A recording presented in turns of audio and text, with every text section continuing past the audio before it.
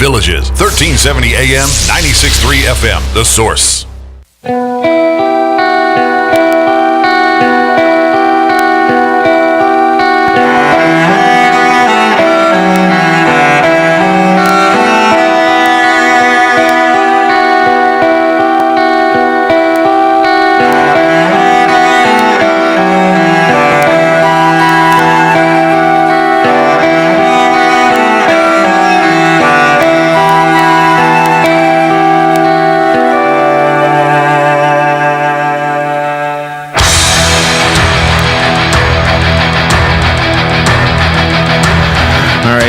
It's 23 minutes before 10 o'clock. Thank you for tuning in this Friday morning.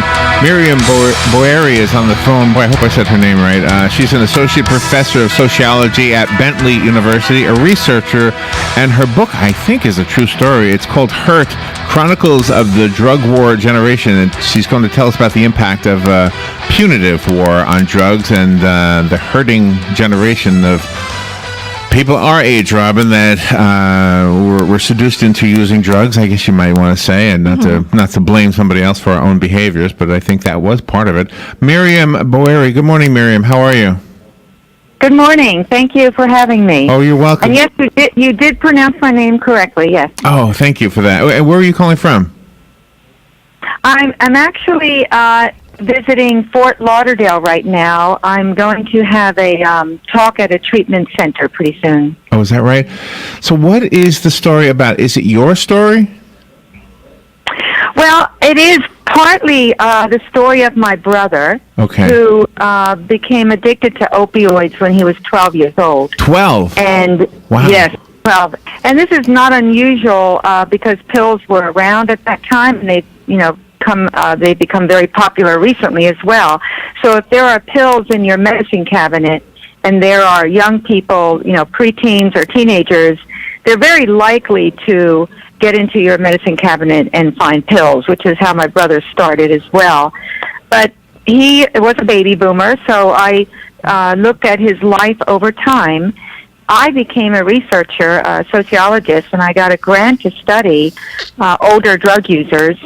So I interviewed 100 people who had used drugs during their life, who were older at the time that I interviewed them. They were between 45 and 65. And the reason I wanted to interview the older drug users was because there's a theory called maturing out theory that was supported in the 1960s and even into the 1970s. And this theory said that it's usually narcotic users, most of them will mature out of using drugs by the time they're age 35. And the reasons for this is because they start taking on adult social roles. So if you're using drugs when you're a teenager or a young adult, that might slow you down from taking on adult social roles. But sooner or later, you get a job, and mostly you get a family, and you have to support them. Right. So you mature out of using drug use, of drug use, because you need to go to work and you need to take care of your family. Sure. And I can see that. I always know there's an asterisk whenever we have a statement that sounds like a blanket statement, because while it might be true for some, there's a lot of blanket statements that are not true for everybody. In fact, most blanket statements are not true for everybody. No, yes, that is true, yes. But the majority did. And what happened was, in 1980s, we started noticing that people were not maturing out of drugs, that they were continuing. The majority of people were not maturing out, as happened before. Really? They were continuing to use drugs. And sometimes even they would start using drugs after the age of 35, which was unusual. Okay. In the intro, I used the word seduced in regard to taking drugs. And the reason I said that is because while I wasn't, I never went in that direction, but I have a lot of friends who did.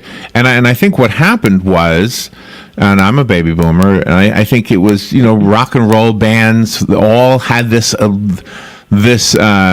glamorized whatever image of themselves, that they were antisocial and they were taking drugs, okay, in addition to other things like sex, etc.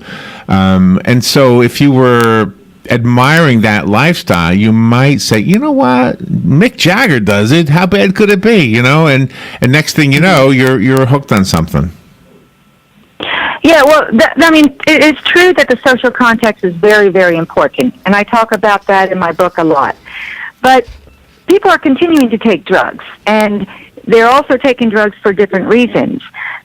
What I was looking at is why was the maturing out thesis no longer working? And that is why this book is called, the second part of the book is called Chronicles of the Drug War Generation. Because what I found, interviewing 100 people, was that the common theme in their life was incarceration. So once these young people, up to age 35, were using drugs and getting caught, the war on drugs had started, which meant that we were becoming more and more prohibitive. And our reaction to using drugs was not treatment, it was put them in jail. So they had a criminal record, and when they got out of jail, first of all, their social context was learning more criminality in jail if they hadn't known it already. And then they had a criminal record, and it was hard for them to find jobs or families or somebody to have an emotional relationship with, because now they were former incarcerated people, and they were labeled. Right. Yeah, it's an interesting thing. And I'm torn between what to do about that. Does the research you did, the stories you write about, did it change your mind? Like before you wrote the book, did you have some thoughts, especially having a brother, that was involved with this? Yeah. Did it change your mind about the effectiveness of incarceration? Yeah, well, absolutely. I mean, I already knew that incarceration was not the answer because I've been studying this for 10 years before I did the study. However, what I found is that even in treatment, people were relapsing. In fact, that was the common thread as well. They would go into treatment, and by the way, people that had more money had more opportunities to go into treatment because they could also get a lawyer and avoid jail by going into treatment. So right now we're doing alternatives to jail, which are treatment, but their trajectories in their life show that they were relapsing all the time. So what it did change my mind in helping my brother when he got out of prison was not to just count on treatment. Treatment is important, especially if you're addicted to heroin, because you need a medical assistant treatment at that point. But what I saw was that people could not re-enter mainstream social roles, and they had no help to do this. If they stayed in a recovery group, they just had other recovering people that were their social network. And if they needed resources, then those were the people that they would have to ask for resources, such as education, going to work, and any transportation. So what I did instead was look at their access to new social networks, which is called social capital. So with my brother, is one person I did this with, but also others I've helped, is try to find out what do you need in your life to have more access to the resources that you need, which is social capital. So with my brother, I helped him to get into community college the last time he came out of prison. And he was still on parole, so it was hard for him to find housing because parole officers have to come and approve your housing situation. But he was in community college, and this absolutely changed his life. I saw his drug use going down until he was no longer using any illegal drugs, except for marijuana, which he used for medical purposes. And even his alcohol use, which is a legal drug. Also, he decreased his alcohol use. And one day I was talking to him on the phone. Oh, wow. And he was... Pardon me? Yeah, and I'm just amazed because it sounds like you stumbled upon something that the country needs to pay attention to. We need to pay attention to what you have figured out here. Yes, and this is not only my brother. I can just tell you his story very intimately because I was talking to him every day when he came out. And he had been in and out of prison 5-6 times and in and out of all the treatment that we could get for him and always relapsed. Well, I was talking, and this was not with any treatment. At this point, he was not in any treatment. He was studying math and it was difficult for him. And he had told me, every day I asked him how much he drank, if he used any drugs, and he told me. And he said that he hadn't used any alcohol that day, he hadn't drank that day, because it would interfere with him studying for his math test. Right? So there was an incentive. There was an incentive to, and also an acknowledgement that it was actually interfering with him improving his own self. Absolutely, yes.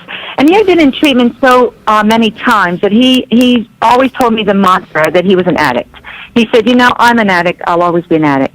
But what happened was he began to see that he didn't have to be an addict, that he could be something else.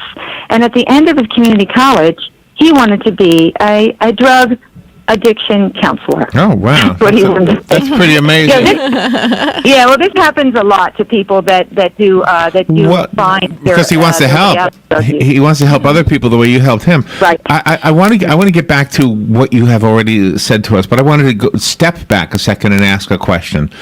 Sure. Some people, and we all know this is true, some people who become addicted end up committing crimes to support their addiction. And of course, those crimes can vary from, and I guess something you might consider minor to something super serious.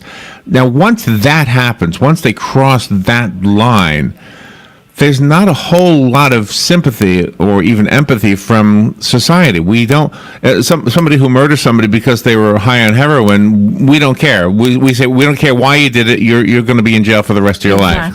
Do you know? And so did any of those people show up in your study? Well, I don't, I'm trying to think back. There's a few people that did not murder somebody to get money for drugs, but it was accidental. And so there are a few people that had that happen to them. But actually, it was not involved with drugs itself. Usually what happened, and this is why it's so important to think of preventative social recovery. I'll give you an example. Many of the people were put into juvenile delinquency when they were younger. Juvenile delinquency homes, which used to be called reform homes, but they didn't reform you at all. They helped you to become a better criminal. So I'll give you an example that's not my brother, who was also put in a reform home. There's a man that I call Ted, and he grew up with 3 brothers, and his father divorced. His mother and father were divorced, so he didn't have a father figure in the home. And so eventually he was put into a juvenile detention home. And his older brothers had already been there, so he already knew everyone. When he came out, he was part of a criminal network. Now, that also involved drug use. What happened, though, was not actually because of drug use. He said he wasn't using drugs at the time. He and his friends had bought a sawed-off shotgun, which they were planning to use for protection, because I think they didn't call it gangs then, but they called it something else. And his mother had come in the house behind him in the back door, and he didn't know she was there. She came up from behind him, and he's sitting on the couch. She pulled the gun out of his hand. It went off, and it shot her head off.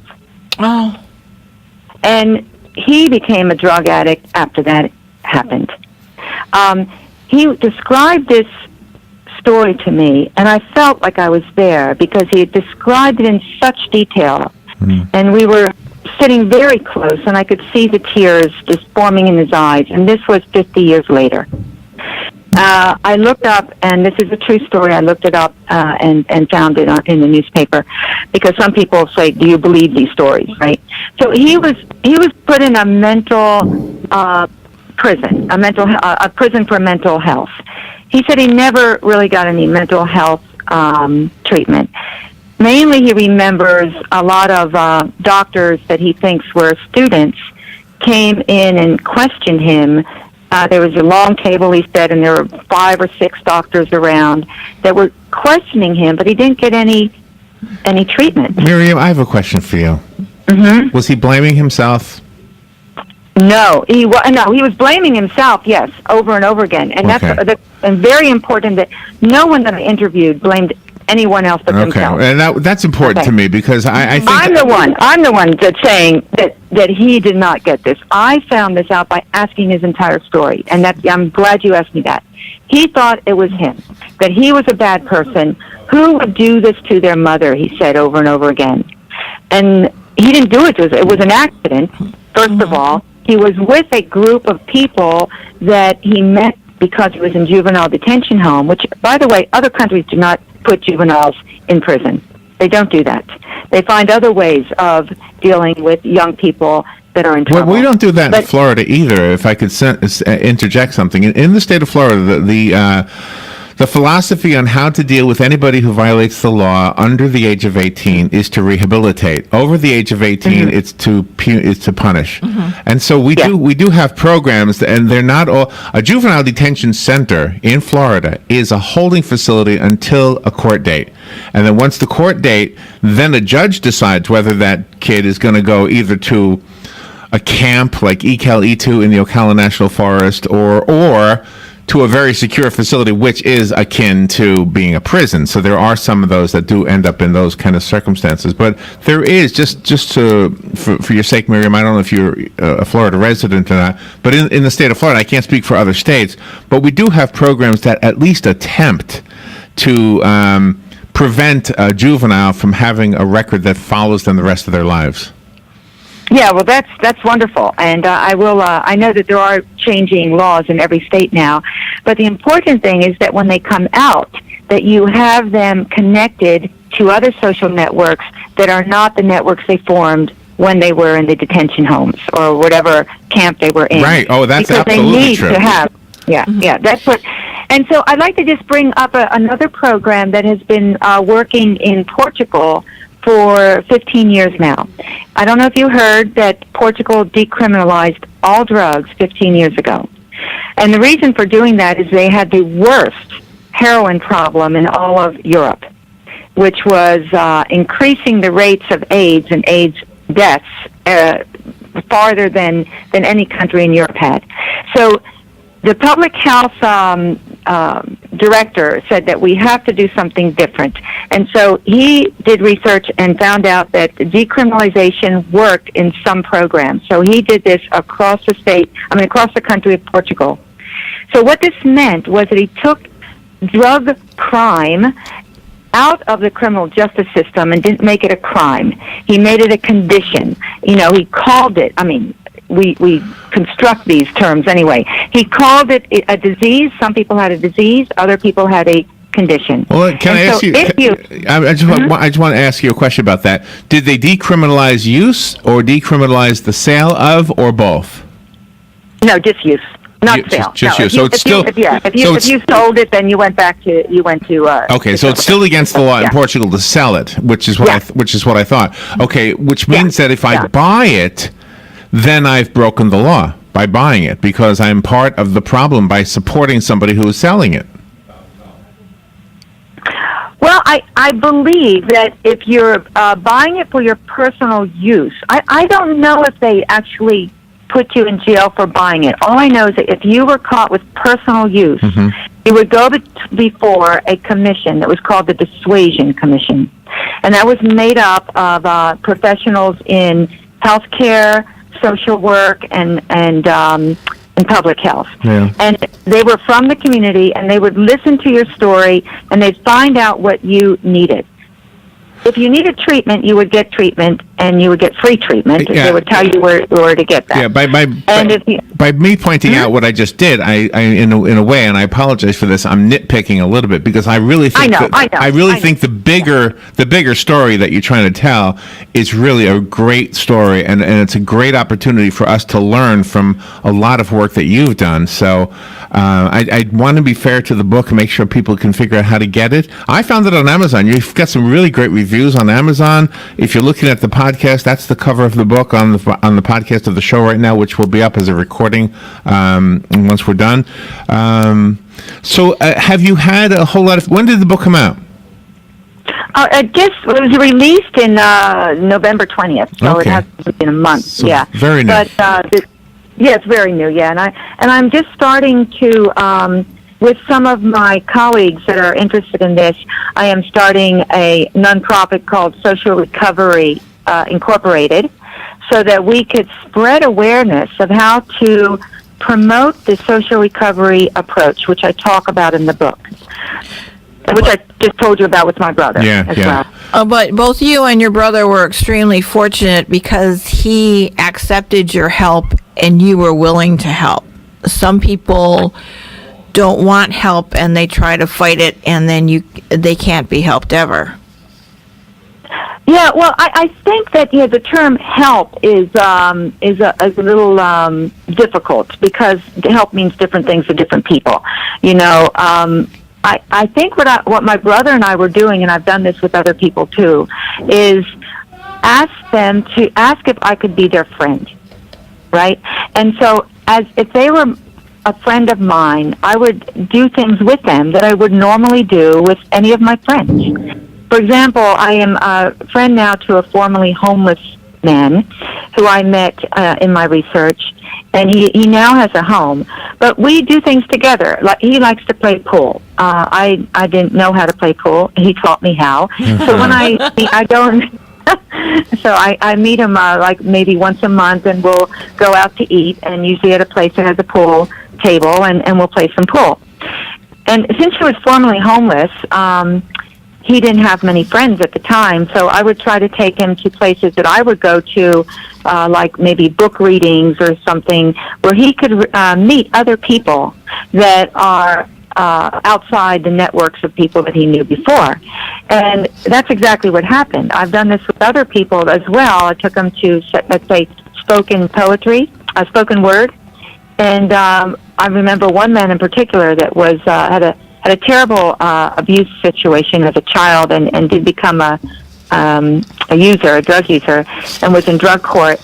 He began writing poetry. And one day I saw him sign his name to go and read the poetry, and I thought, oh dear, he's so shy. How is he going to stand up and read poetry to anyone? And he stood up and read a poem about a woman he just met at the poetry readings who he fell in love with. And he read a love poem to the entire audience.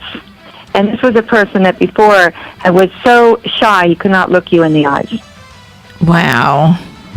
Was it you? So these are just, these 3 stories. I can tell you 100 stories. But we're out of time, but I think you're an angel on earth. I think you're helping out not only the people you're very close to, but the people who read your book will be helped by this also. Miriam Boeri, thank you for being on the show with us. I found the book on Amazon. Do you have another website you want to direct us to? Yes, socialrecoveryinc.org. Okay, socialrecoveryinc.org. Miriam, have a great holiday season. Thank you so much for taking time to be with us this morning. Thank you. Thank you very much. You are welcome. We'll be right back.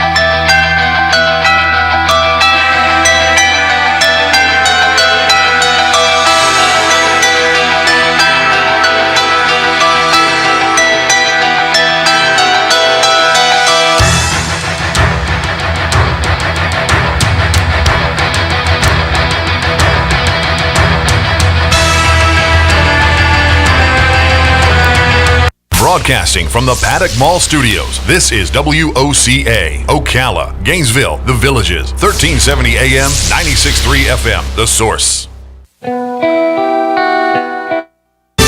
Fox News Radio, I'm Lillian Wu. Lawmakers getting their first look at the final text of the GOP tax reform bill today. Republican Senator Marco Rubio voicing his unhappiness with the child tax credit for low-income parents earlier. He's not the only Republican. Senator Mike Lee, too. His spokesman says this. Senator Lee is